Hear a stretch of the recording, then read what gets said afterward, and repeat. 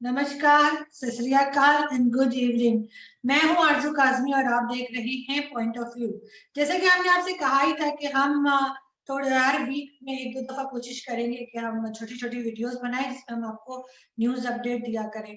तो बिल्कुल आज भी जो है हमने यही सोचा कि चले हम एक वीडियो बनाते हैं और आपको बताते हैं। लेकिन ऐसी कोई नई बात भी नहीं है, आप लोगों को मालूम ही है, आप जानते ही हैं कि कुछ दो तीन दिन से जो है वो अयाज सादिक साहब जो पहले हमारे स्पीकर रह चुके हैं नेशनल असेंबली के, उन्होंने एक स्टेटमेंट दी जिसमें उन्होंने कहा कि जी शाह महमूद कुरैशी उनके पास आए और उनकी टांगे कांप रही थी और उनके माथे पे पसीना था और उन्होंने कहा कि जल्दी जल्दी अभिनंदन को छोड़ दो, छोड़ देना पड़ेगा, नहीं तो मोदी जी ने कहा है कि वो रात को 9 बजे जो है वो अटैक कर देंगे पाकिस्तान के ऊपर। सबसे पहली बात, ये बात को पहले तो इंडियन मीडिया बड़ा खुश हो गया और इंडियन मीडिया ने ठग ठग ठग ठग ठग अपने चैनल पे दिखाना शुरू कर दिया। एक तो आप लोग पूरी बात समझते हैं नहीं और उसके बाद पहले से जो है ना अपने चैनल्स के ऊपर न्यूज चलानी शुरू कर देते हैं। अब असल बात क्या थी वो मैं आपको बताती हूँ। असल बात ये थी कि शाह महमूद कुरैशी साहब जब उनके पास पहुंचे, जो हमारे अयाज सादिक साहब हैं, तो उन्होंने अपना मोबाइल जो था उसको बजर पे लगा दिया था और बजर पे लगा के उन्होंने अपनी ट्राउजर की जेब में वो मोबाइल रख दिया था। जब वो इनके पास पहुंचे, अयाज साहब के पास, अयाज सादिक साहब के पास बात करने के लिए पहुंचे, तो उस वक्त उनको किसी की कॉल आ गई और क्योंकि फोन बजर पे था तो जाहिर है वो बस बस बस बस बस बस बस आपको पता है ऐसे करके चलता है। तो उसकी वजह से अयाज सादिक साहब को लगा कि जो वो है शाह महमूद कुरैशी साहब है उनकी टांगे कांप रही है। ठीक है, पहली क्लैरिफिकेशन तो ये हो गई, तो प्लीज अपने रिकॉर्ड ठीक कर लीजिए कि कोई वो डर के मारे उनकी टांगे नहीं कांप रही थी। और दूसरी बात उन्होंने कही कि जी उनके माथे पे पसीना था और ये था। तो भाई माथे पे पसीने का क्या है, आजकल हालांकि अब नवंबर एक दिन रह गया है और कल संडे को नवंबर है, 1 नवंबर है, लेकिन फिर भी मौसम ऐसा है कि अगर मैं बाहर जाती हूँ तो मुझे गर्मी लगती है और मुझे पसीने भी आ जाते हैं थोड़े से, और अगर मैं घर में होती हूँ तो मुझे सर्दी लगती है। तो जाहिर है बारिशें नहीं हो रही हैं, एकदम ड्राई वेदर चल रहा है। तो उस वक्त उस टाइम पे भी इस तरह का मौसम था जब वो आए आए हुए थे हमारे यहाँ ना समोसे और चाय वगैरह के लिए आपके पायलट जो है अभिनंदन साहब। तो इस वजह से मैं ये कह रही हूँ कि उनको इसलिए पसीने आ रहे थे और कोई वजह नहीं थी। और दूसरी बात ये कि एक तो आपने आपका पायलट छोड़ दिया, ठीक है, बजाय हमारा शुक्रिया अदा करने के, बजाय इसके कि आप लोग हमें कुछ आलू टमाटर भेज देते, आप लोगों ने बातें बनानी शुरू कर दी। कितनी शर्म की बात है। और हमने एक चीज और भी है, हमने हो सकता है इसलिए भी अभिनंदन को छोड़ दिया हो क्योंकि वो चाय बहुत पीता था। अब आपको तो पता है कि हमारी इकोनॉमी जो है पाकिस्तान की वो कहाँ पहुंचा दी इमरान खान साहब ने ना, वो उधर ऊपर। तो इस वजह से हम नहीं चाहते थे कि वो दिन के जो 100 प्याले चाय पीता है वो पी पी के हमारी जो है इकोनॉमी का वो बैंड बजा दे। इस वजह से भी हमने उनको छोड़ दिया।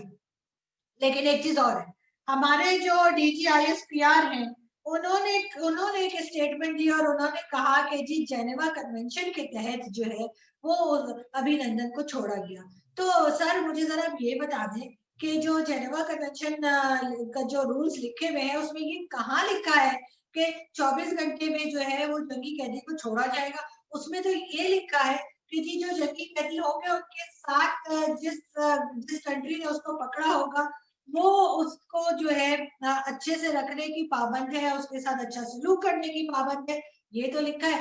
लेकिन जो कहानी आप सुना रहे हैं वो तो हमने कहीं नहीं पढ़ी। लेकिन हो सकता है लिखी हो, भाई हमें क्या पता, आपने छुपा के लिखा के रखा हुआ उसको। लेकिन एक चीज और हमें कह दी है, हमारे जो यूथी है ना, अब बहुत से लोग हमें कहते हैं कि भाई ये यूथिया क्या होता है। यूथिया जी वो यूथिया उस नस्ल को कहते हैं जो पीटीआई को सपोर्ट करती है, पीटीआई को वोट देती है, पीटीआई की मेंबर होती है, या फिर हर जगह पे ट्विटर और सोशल मीडिया पे जो है ना वो पीटीआई के लिए लड़ती रहती है, उनके मतलब उनके फेवर में बात करती रहती है ना। पाकिस्तान में ऐसे लोगों को यूथिया कहा जाता है। होप कि अब आप लोगों को समझ आ गया होगा और आप लोग आइंदा ये बात नहीं पूछेंगे। लेकिन इससे पहले कि मैं इस बात पे आगे जाऊं, प्लीज जिन लोगों ने हमारे चैनल को सब्सक्राइब नहीं किया है मैं उनसे हाथ जोड़ के रिक्वेस्ट करती हूँ, प्लीज हमारे चैनल को सब्सक्राइब कर ले।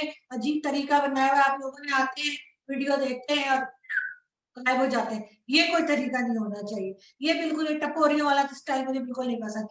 प्लीज आप लोग जो है ना पहले हमारे चैनल को सब्सक्राइब करें, फिर आगे की जो है ना कहानियां मैं आपको बाद में बताऊंगी। तो मैं ये कह रही थी कि बहुत से लोग जो है वो यूथिये जो है वो भी और हमारे मिनिस्टर्स भी वो ये शेर लिख रहे हैं ट्विटर पे भी और सोशल मीडिया के हर प्लेटफॉर्म पे, वो वाला नहीं, वो जो वो माँ पे तोहमत लगा के वाला उस तरह का कोई शेर है जो मतलब दुश्मन से दाग ले तो सुखनवर को पता नहीं क्या हो जाना चाहिए। तो इस तरह के कोई लिख रहे हैं तो भाई सबसे पहली बात, जो यूथीए और जो पार्लियामेंटेरियन ये लिख रहे हैं जिसमें असद उमर साहब भी शामिल है, सबसे पहले सर आप इमरान खान साहब की पुरानी जो उन्होंने तकरीरें की थी, पुराने जो इंटरव्यूज दिए थे वो निकाल कर देख लें, आपको इंशाल्लाह 1 दर्जन से ज्यादा इस तरह की स्टेटमेंट्स उनकी मिलेंगी जिसमें उन्होंने ये जो अब जो शेर आप लिख रहे हैं ना, तो इस तरह की तोहमतें उन्होंने फौज पे भी लगाई हैं और उन्होंने आईएसआई पे भी लगाई हैं। और इस वक्त अगर आपको वो नहीं मिल रही है तो आप मुझे व्हाट्सएप कर दें, मैं आपको वो लिंक सारे भिजवा देती हूँ, या मुझे ना करे मीडिया में किसी से भी पूछ ले, कामरान खान साहब जो सारे वक्त जूते चाटते रहते हैं और आपकी वाह वाह करते रहते हैं, आप उनसे पूछे ना, उनके पास भी सारे ये वीडियोस जो है वो इमरान खान साहब की मौजूद होगी, जिसको आप अगर चाहे तो आप गूगल पे भी चेक कर सकते हैं, आप यूट्यूब से भी निकाल सकते हैं, बस आप देखने वाले बने, बात तो तब की है ना। सर मैं आपको ये बता रही थी कि हुआ ये कि जी अयाज सादिक साहब जो थे वो इंडिया में मशहूर हो गए और इंडिया के हर चैनल पे अयाज सादिक साहब की जो है ना वो क्लिप चल रही थी, जिसमें वो कह रहे थे कि जी आगे कांप रही थी और पसीना आ गया था और कहा कि अभिनंदन को छोड़ दो नहीं तो हम 9 बजे अटैक कर देंगे। पहली बात, मोदी जी को आप लोग अच्छे से ये बता दें कि 9 बजे का टाइम बिल्कुल मुझे सूट नहीं करता। 9 बजे ज्यादातर या तो मैं डिबेट्स में होती हूँ या फिर मैं टीवी देख रही होती हूँ और मैं खाना खा रही होती हूँ। अब मुझे आदत है कि मैं टीवी देखते हुए खाना खाती हूँ, और ये चीज मुझे अभी की नहीं, मुझे बचपन से आदत है, जब मैं छोटी सी थी छोटी सी, तब भी मेरी मदर में आगे जो है ना मेरी टेबल लगा के छोटी सी और उसमें मुझे खाना देती थी, जब मैं उधर से खाना खाते खाते टीवी देखती रहती थी, तो अभी भी मेरा वही वही रूटीन है। तो प्लीज मोदी जी से कहें उनके या तो वो पहले कर ले, 9 बजे से पहले कोई एक्टिविटीज कर ले, लेकिन उस वक्त भी तो डिबेट्स होती है, डिबेट्स होती है ना, तो मेरे ख्याल है रात को 11 बजे का टाइम ठीक रहेगा, वो तो सारी डिबेट्स भी खत्म हो गई होती है और खाना वाना भी हो गया होता है, तो वो ज्यादा टाइम सूट करेगा अगर फिर कभी आपका माइंड बने कि चलो पाकिस्तान की सैर करके आते हैं, सही है ना।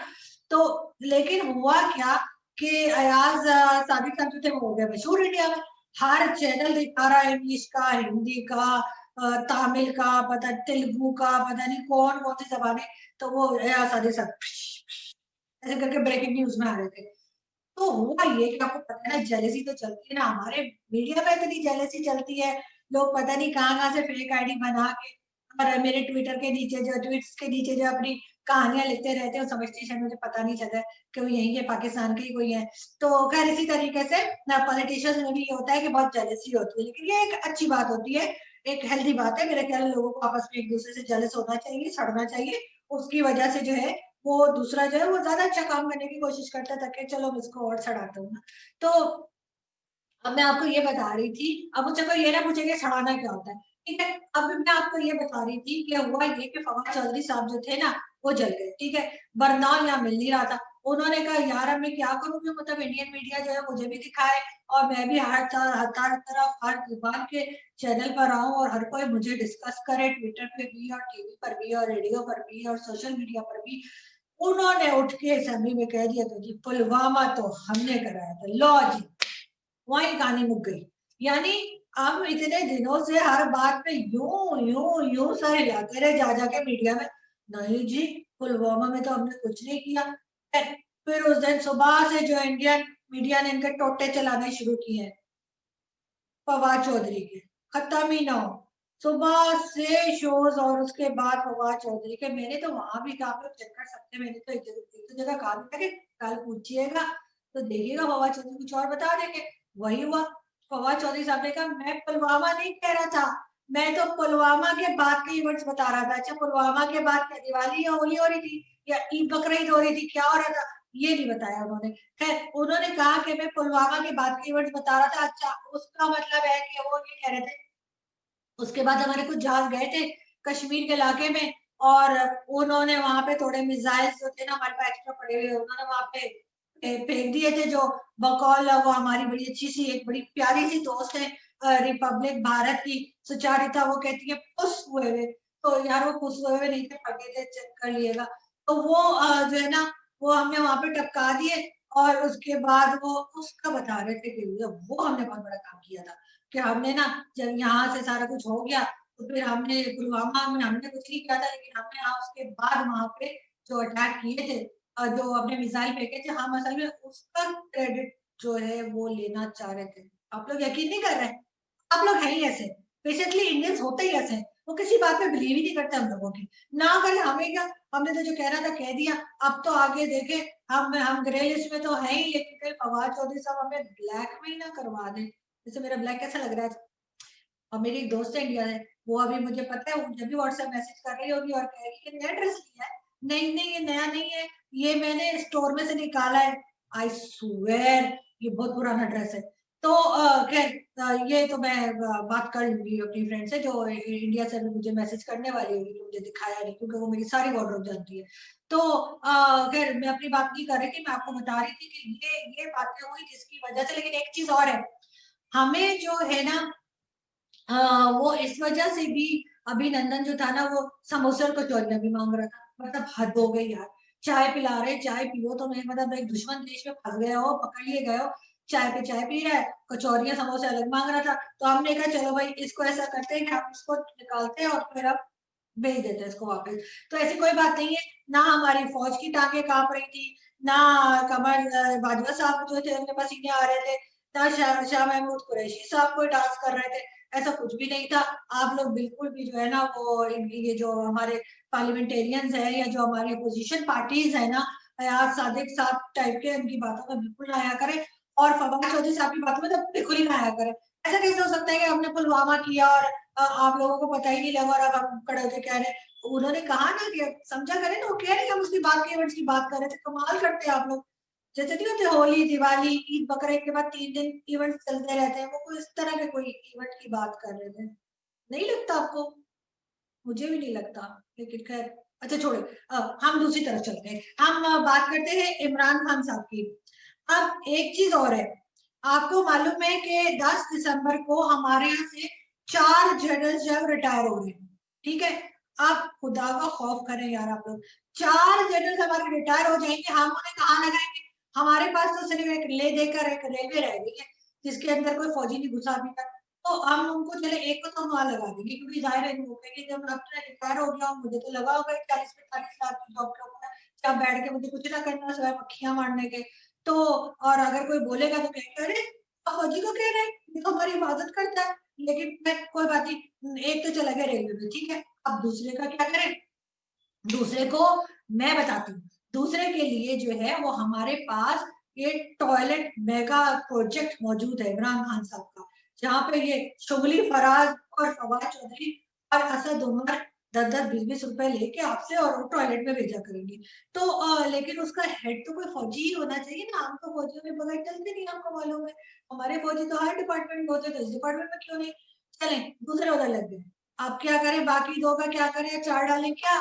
तो इस वजह से भाई थोड़ा तो फौज भी ख्याल करे, और इकट्ठे 4 जनरल रिटायर ना किया करे, मेहरबानी करें, पहले चेक किया करें कहाँ पे सीट्स खाली हैं सिविल डिपार्टमेंट्स में, और कौन कौन सा डिपार्टमेंट ऐसा है जहाँ पे ज्यादा खाया जा सकता है और आप लोग लग सकते हैं, उसके बाद ही हमने फौजियों को रिटायर, मतलब क्या है, एक्सटेंशन दे दिया करें ना, बाजवा साहब को भी तो दी है, तो बस बाकियों को भी एक्सटेंशन दे दिया अगर, ऐसी क्या बात हो गई? कोई ऐसा थोड़ी है, कोई इतनी उम्र थोड़ी हुई होती है, अच्छे खासे होते हैं, अच्छे खासे स्मार्ट फिर रहे होते हैं, तो दे दिया अगर एक्सटेंशन, क्या हर्ज है? इसी तरह से एक ऐसा एक न्यूज और हमारे पास आई, और वो भी असद उमर साहब के हवाले से, असद उमर साहब ने कहा कि इमरान खान साहब ऐसा तालीमी निजाम लेकर आएंगे जिसके जरिए हम हजारों इमरान खान निकलेंगे वहां से, यानी उफ, मतलब मतलब मैं क्या बोलूं, मतलब ये क्या है यार, ये कोई बात हुई? ऐसे कोई कहता है? मतलब ये तो डराने वाली बात है ना, इतनी खौफनाक बात। एक इमरान खान साहब ने कंट्री की ये हालत कर दी है कि जगह जगह भिखारी इतने बढ़ गए जिसकी कोई हद नहीं, आम बंदा भी भिखारी बना दिया उन्होंने, खुद तो हर वो कटोरा लेके फिरते ही रहते, मगर ये कि मतलब हजारों इमरान खान निकलेंगे, हम करेंगे क्या उनका? अचार डालेंगे क्या? इतने सारे इमरान खान, हमने क्या करना है? तो एक नहीं बर्दाश्त हो रहा, एक ने हमारा पट्टा बिठा के रखा हुआ है, तो असद उमर साहब भी ना इस तरह की तो भयानक किस्म की बातें करते रहते हैं। दूसरा एक चीज और मैं आपको पहले वाली न्यूज से बताना भूल गई कि जंग और डॉन, ये दो न्यूज़पेपर हैं पाकिस्तान के जो बहुत पढ़े जाते हैं और पूरे में सबसे मतलब टॉप पे समझे जाते हैं। तो उन्होंने एक एक बड़ी गलत बात की है। मैं इन दोनों अखबार के जो एडिटर्स हैं उनसे बात करूंगी कि ये क्या बात हुई है कि उन्होंने जो अयाज सादिक साहब की स्टेटमेंट थी, जो उन्होंने वो टांगे काटने की अपने सीने वाली जो दी थी, वो मतलब फ्रंट पेज पे लगा दी थी बड़ी बड़ी करके। लेकिन फवाद चौधरी साहब जो हमारे साइंस और टेक्नोलॉजी के मिनिस्टर भी हैं और कितने एक्टिव है ना, आपने उनको देखा हाइपर एक्टिव है बंदे, तो उनका स्टेटमेंट कहीं लिखा ही नहीं है, मतलब कहीं सामने है ही नहीं फ्रंट पेज पे। ये बड़ी गलत बात है। गवर्नमेंट को उनको चाहिए, गवर्नमेंट को जो है वो इम्पोर्टेंस दे। और मेरे ख्याल से उन्होंने जो पुलवामा के बारे में इंकशाफ किया है वो सुन के तो इंडिया के पसीने छूट गए होंगे। सारा दिन वो लोग अपना जो है ना अपने टीवी पे फवाद चौधरी करते रहे, डर गए होंगे ना, इसलिए वैसे भी डरपोक होते हैं मेरे ख्याल से। तो खैर, तो मैं आपको बता रही थी असद उमर साहब के हवाले से एक और न्यूज। असद उमर साहब ने कहा कि जी इमरान खान साहब ने कहा है कि वो ऐसे हेल्थ के हवाले से मेडिकल रिफॉर्म्स ऐसे लेकर आएंगे कि बाहर से कंट्री, बड़ी कंट्री नहीं होती जो, वहां से लोग पाकिस्तान में इलाज कराने के लिए आएंगे। और इसके अलावा बाहर की कंट्रीज से लोग आएंगे जो कि पाकिस्तान में जॉब्स मांगेंगे आकर। मतलब यार ये इमरान खान साहब ने कहा है, चेक करना पड़ेगा 7 बजे से पहले का है या शाम के 7 बजे के बाद का है।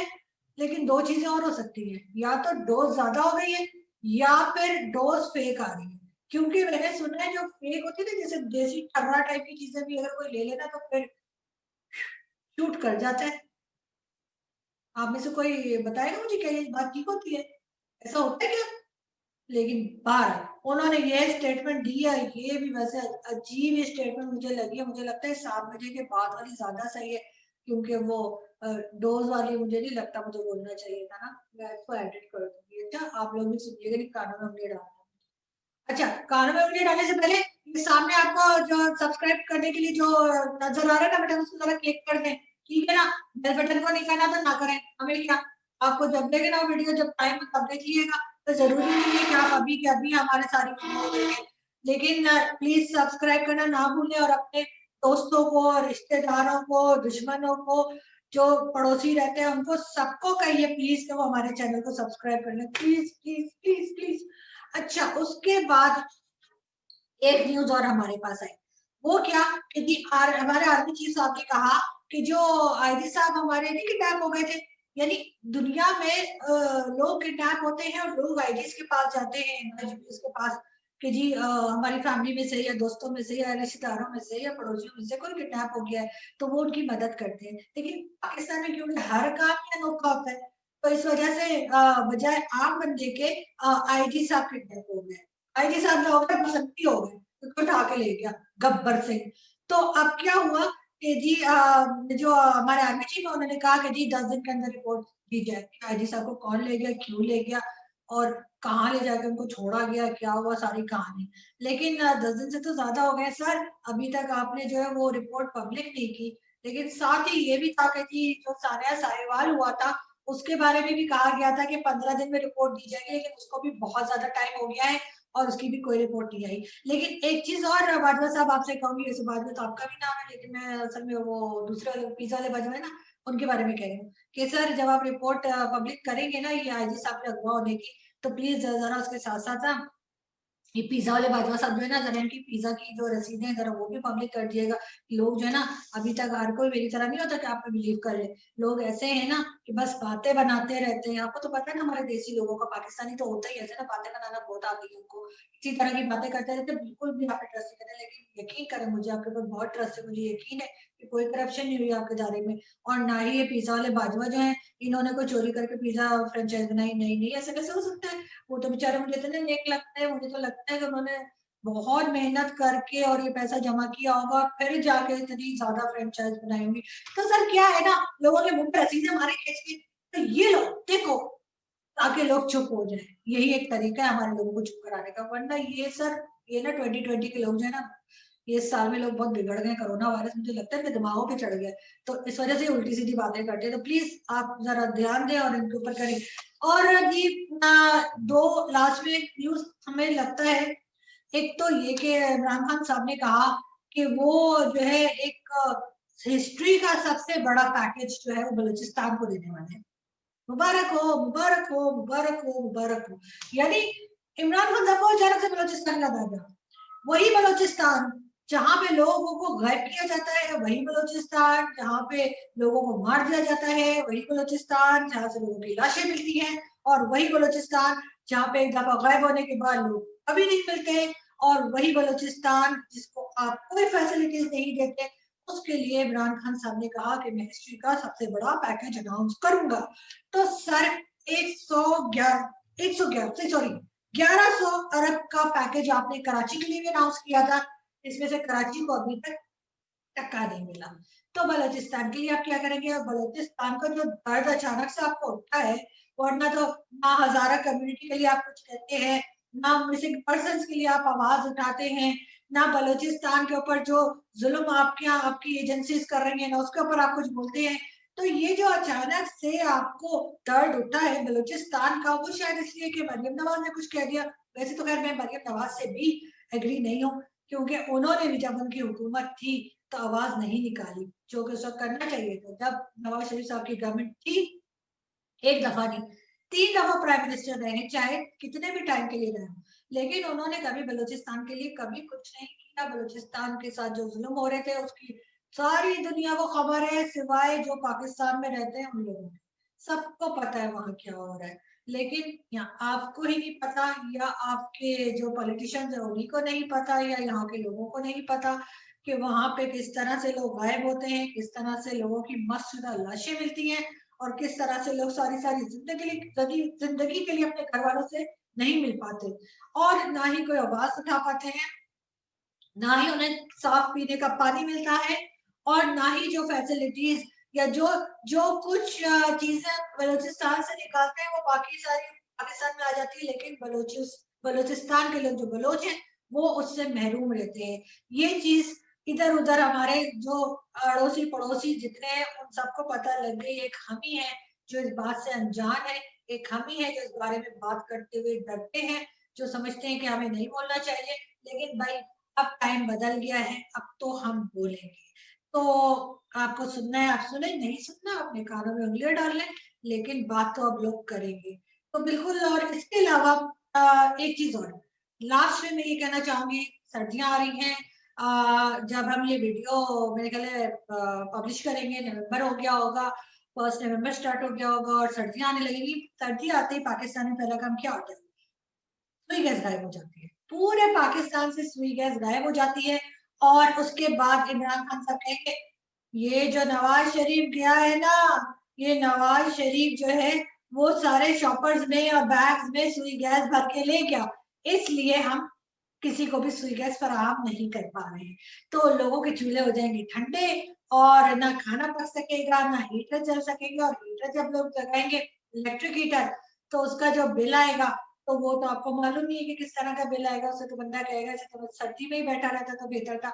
लेकिन आखिरी में मैं कहूंगी यही, आपने घबराना नहीं है, बिल्कुल भी नहीं घबराना। जैसे इमरान खान साहब कहते हैं ना कि भाई आपने घबराना नहीं है, आप लोग देखिएगा अब मैं क्या करता हूँ।